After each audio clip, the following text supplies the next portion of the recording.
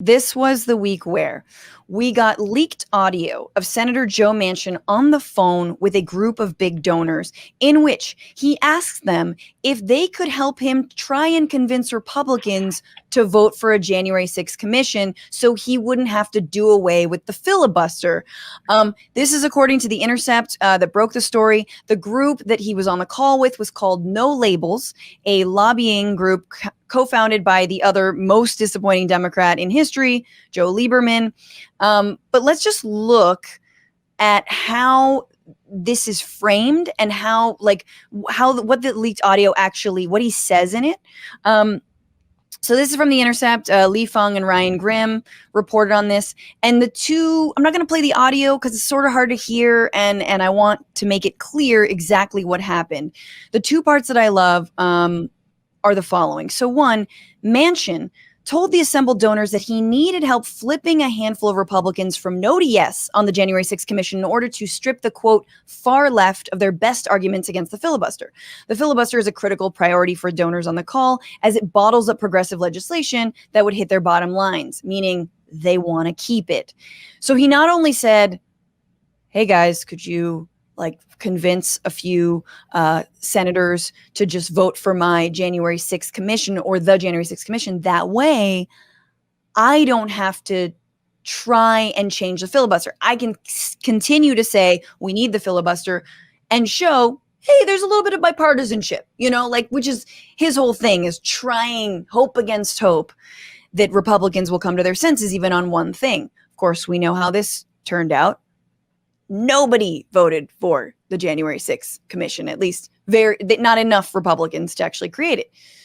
The second thing that he did, though, is not only ask him to help him convince Republicans, but he floated Senator Roy Blunt's name as someone who was retiring soon and that they could maybe help out with a job once he's out of office. Check this out. So when it came to Senator Roy Blunt, a moderate Missouri Republican who voted no on the commission, Manchin offered a creative solution. Quote, Roy Blunt is just a good friend of mine, a great guy, Manchin said. Roy is retiring. If some of you all who might be working with Roy in this next life could tell him, that'd be nice and it'd help our country. That'd be very good to get him to change his vote. And we're going to have another vote on this thing, and that'll give me one more shot at it. Help him in his next life. When I read that, I was like, we're talking about heaven? It's the lobbyist's next life. I guess. What's he trying to say? You trying to get into heaven, you better do this. Right. No, it's his next life. Like to me. Totally. I feel like I would be more accepting of the idea that Roy Blunt's next life was heaven than what it actually is and what he's referring to, which is his next life as a lobbyist or a, fucking big wig on the other side in the corporate world. Obviously, the joke is on Manchin because the January 6th commission failed.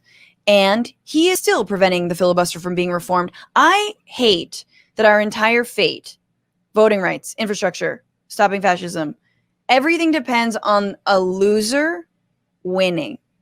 This is the loser we got to bank all of our chips on. This is like being a kid and watching your dad invest your entire college savings into crypto and just being unable to do anything about it.